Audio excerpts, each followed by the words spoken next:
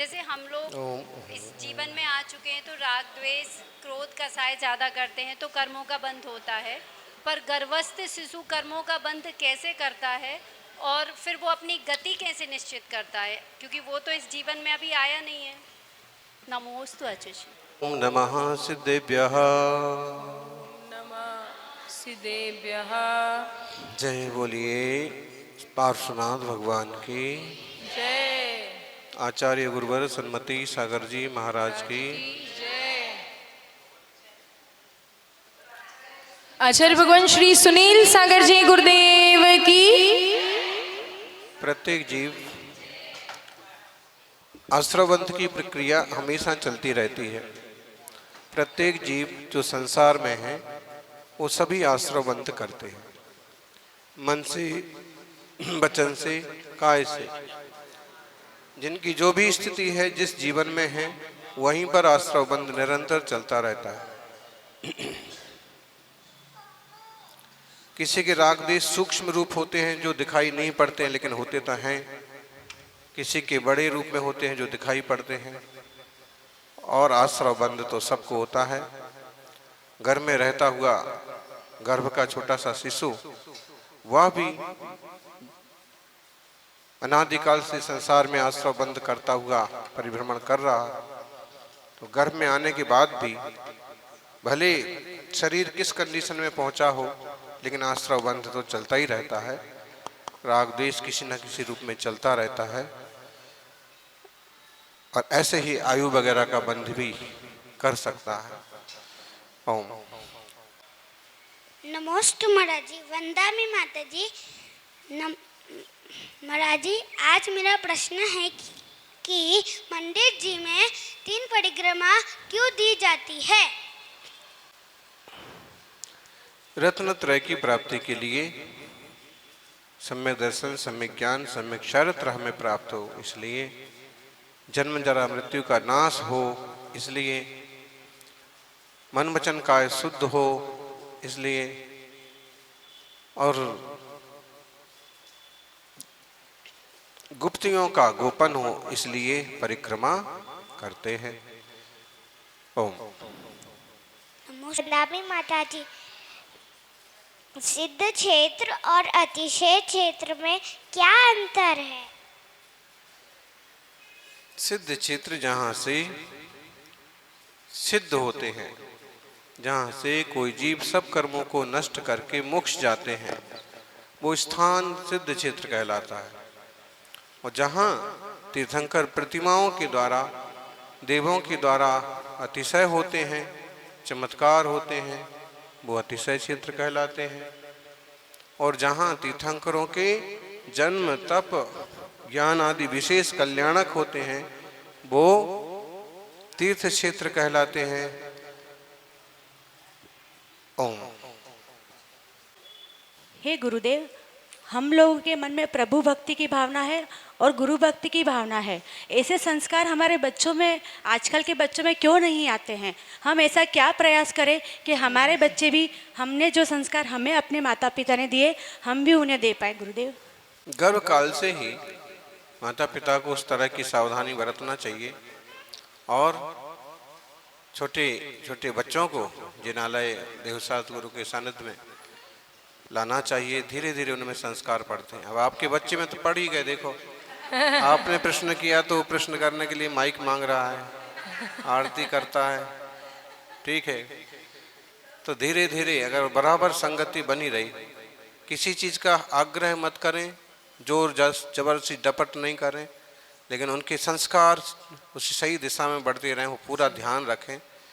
बहुत ज़्यादा कसें भी नहीं, क्योंकि अभी जब तक छोटे हैं तब तक तो कसने में, समझ में आएंगे, पकड़ में आएंगे, लेकिन जैसे थोड़े बड़े और समझदार होंगे और फिर भी हम उन पर थोड़ा सा कठोरता ही बरतते रहेंगे तो कभी कभी विरक्त टाइप से भी हो जाते हैं। इसलिए ये सावधानी बरतें कि ठीक से उनकी बात को समझ लें, उनके मन को समझ लें कि वो क्या चाहते हैं और कितने स्तर तक वो भक्ति पूजा और इसमें आनंद ले रहे हैं, तो उनके संस्कार आगे आगे तक जम सकते हैं। नमोस्तु आचार्य श्री। आगे वो क्या अकाल मृत्यु में आती है? हम्म। नमोस्तु आचार्य। आयुष्य पूर्ण हुए बिना जो जो मरण होते हैं उन्हें अकाल मरण कहा जा सकता है, कहते हैं। ओम। नमोस्तु आचार्य श्री। मेरा प्रश्न ये है कि जब बहुत ज़्यादा थकावट हो जाती है, बस की नहीं होती चलने फिरने की या पढ़ने की भी, पर भक्ति करने का नियम हो तो उसमें कैसे करें? मन नहीं लग पाता फिर उसमें, तो इस मामले में क्या करना चाहिए? भक्ति करने में फिर जिस तरह से हो सकता है, बहुत ज़्यादा थक गए हैं तो आप चाहें तो विश्राम अवस्था में भी नमोकार के जाप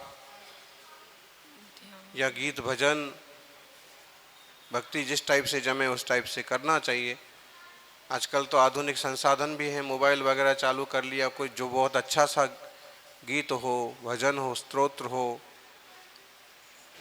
कार्यक्रम हो, उसको आप सुनते हुए विश्राम अवस्था में भी परिणामों को सही दिशा दे सकते हैं।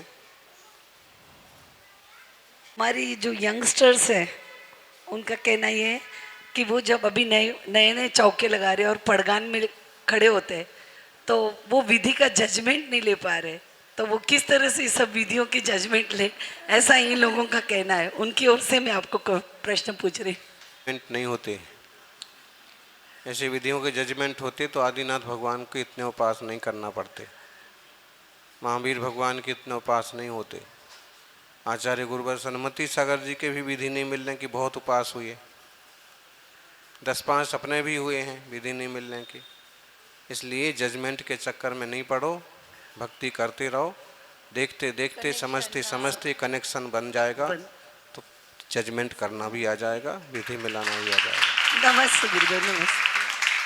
जब गुरुदेव भगवान का साक्षात में पंचकर्णक होता है तो वर्तमान में तो ऐसी परिस्थिति नहीं है, लेकिन क्या श्रावक ऐसी उसी तरह की क्रिया कर कर इस भाव में भी साथी से पुण्य का अर्जन कर सकता है?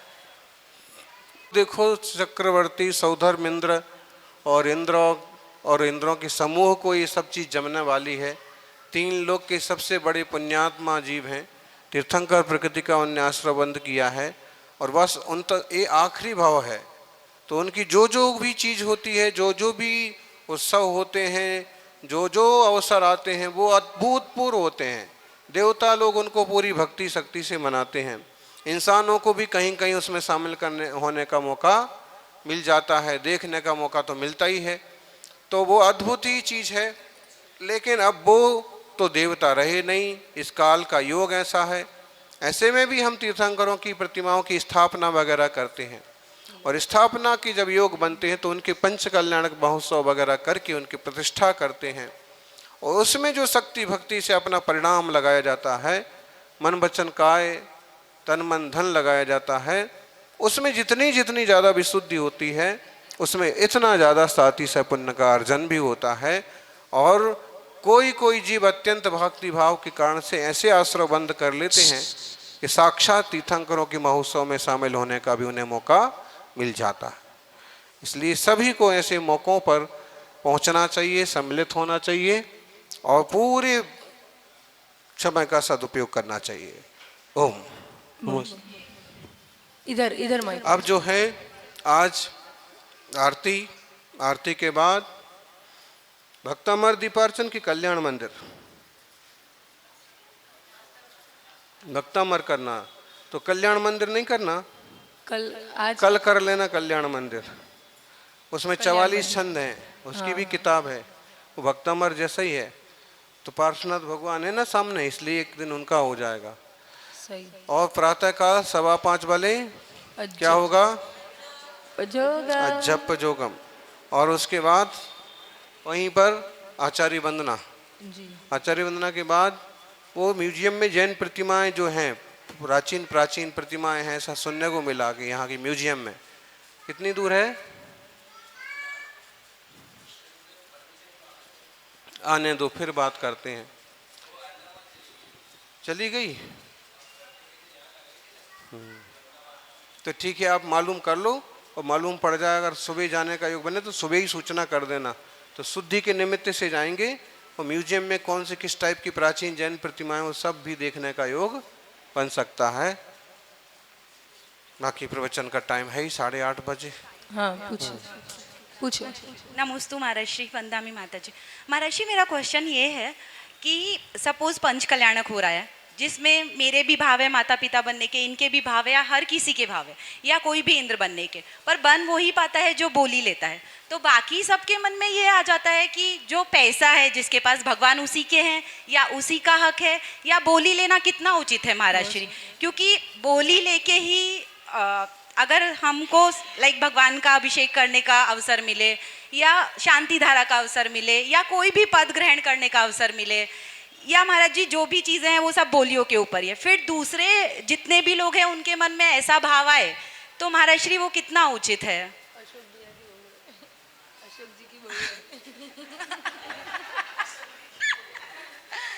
देखो, ऐसे समझो कि इस युग में सब तरह के जीव हैं।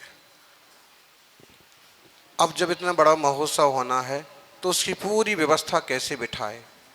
यह तो कोई उदार लोग हों आपके ससुर की तरह कि ठीक है, हमारी तरफ से बिना किसी नाम निमित्त के आप 5 लाख लिख लो, 50 लाख लिख लो। अब ये तो ऐसे इतने उदार लोग तो मिलना मुश्किल है, तो फिर क्या करें? तो पात्र चुनो। पात्र में भी धर्मात्मा तो हों, लेकिन ऐसे भी हों कि जो इस धर्म यज्ञ में जो इसकी बाह्य व्यवस्था बनाने के लिए ज़रूरतें हैं उनको पूरा कर सकें। तो ये विधियाँ चल पड़ी। पहले ऐसे सक्षम सेठ धर्मात्मा होते थे कि वे सारा सब कुछ अकेले ही कर लेते थे और फिर पूरे समाज को साथ में जोड़ के और उत्सव करते थे। तो इस तरह का होर हल्ला, शोर शराबा बोलियों को लेके नहीं होता था। अब या तो उतने ज़्यादा सक्षम कोई नहीं है, या फिर बहुत जने थोड़े थोड़े सक्षम हैं, तो वो कहते कि हम भी कर सकते, हम भी कर सकते। तो कहो भाई तुम ही कर लो, तो कहता मेरे अकेले से तो नहीं होगा, तो सब जने फिर मिलजुल के करो। तो वो कहेगा तो मैं ही बनूंगा पहले तो सौधर्मेंद्र। तो भाई ये निर्णय करो कि बनेगा कौन। अब व्रतों की शर्त लगाई जाए कि तुम 2 प्रतिमा लो, हम 3 प्रतिमा लो, तो इसके लिए तो तैयार हो ही नहीं पाते लोग। क्यों? हम व्रत कैसे पलेंगे अपने से? तो क्या है उनके पास, क्या बचा फिर आखिर में?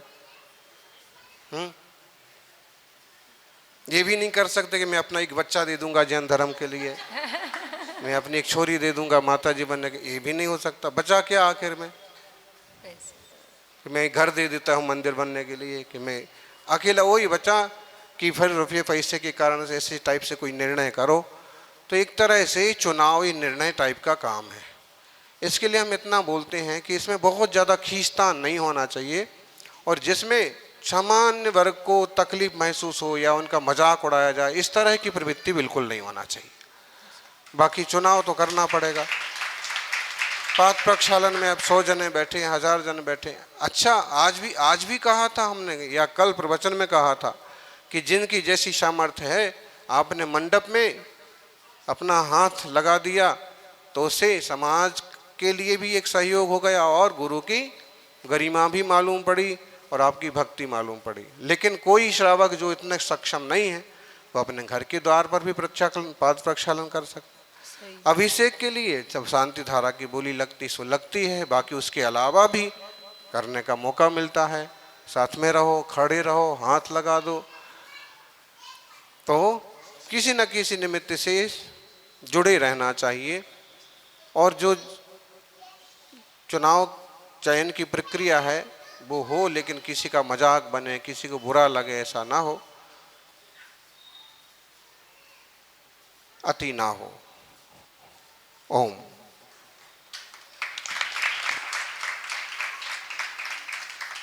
जय बोलिए 24 तीर्थंकर भगवान की।